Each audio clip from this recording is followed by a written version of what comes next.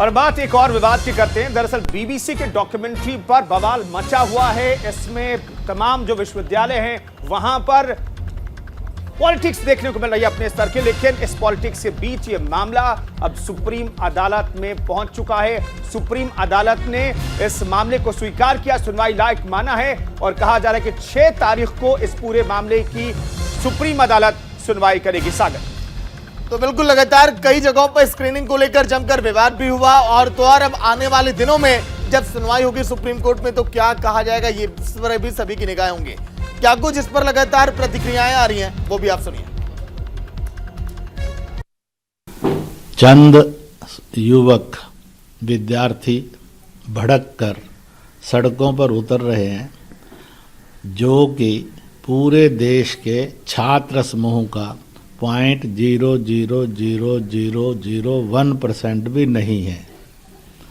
इसलिए उस उन्माद को ये कहना कि सारे भारत की छात्र शक्ति इस तरफ लगी है तो यह सत्य से का गला घोंटना है। सच ये है चंद लोगों का उन्माद यह भड़काकर देश के अंदर कुछ छात्रों को ऐसे गलत रास्ते पर फेंक दिया गया है जो उनके भविष्य के लिए एक बड़ा संकट खड़ा करता जा रहा है।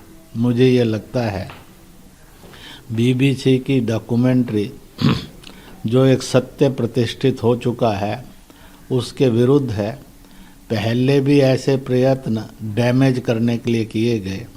डैमेज करने वाले चाहे राष्ट्रीय स्तर पर थे चाहे अंतर्राष्ट्रीय स्तर पर थे, बुरी तरह से पराजित हुए हैं, नकार दिए गए हैं।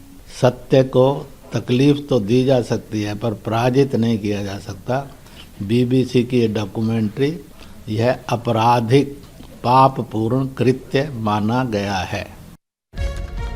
तो बीबीसी के इस डॉक्यूमेंट्री पर बवाल मचा हुआ है। सवाल पूछे जा रहे हैं कि आखिर इसमें ऐसा क्या है जिस पर सरकार ने पाबंदी लगाई है। अपने आप में बड़ा सवाल है, लेकिन इन सब सवाल के बीच अब सुप्रीम अदालत को तय करना है कि इससे दिखाया जाना चाहिए या नहीं दिखाया जाना चाहिए।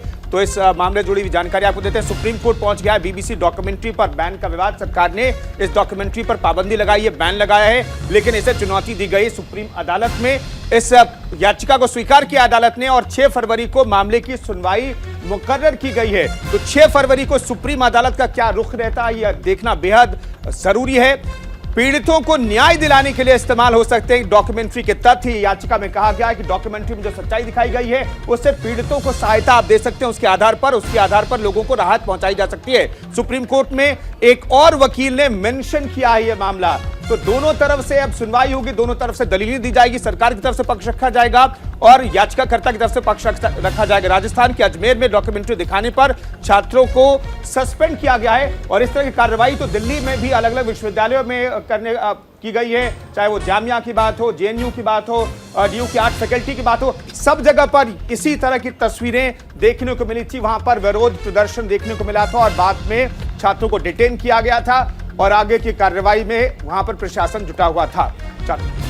बिल्कुल, देखिए सबसे अहम चीज है कुंदन की बीबीसी की इस डॉक्यूमेंट्री को बैन तो कर दिया गया, लेकिन उसके बाद कई जगह हमने देखा, कई यूनिवर्सिटीज में इसे दिखाने की मांग की गई, इसकी स्क्रीनिंग की बात की गई और अब ये मामला जो है वो सुप्रीम कोर्ट पहुंच चुका है। देश की सर्वोच्च अदालत में इस मामले पर 6 तारीख को सुनवाई होनी है। लेकिन एक सवाल यही है कि यही सुप्रीम कोर्ट है जिसने मोदी को क्लीन चिट दी थी, प्रधानमंत्री नरेंद्र मोदी को, इस पूरे मामले में जिस पर ये डॉक्यूमेंट्री बनाई गई है, जिसे बैन किया गया और अब यही मामला सुप्रीम कोर्ट पहुंचा।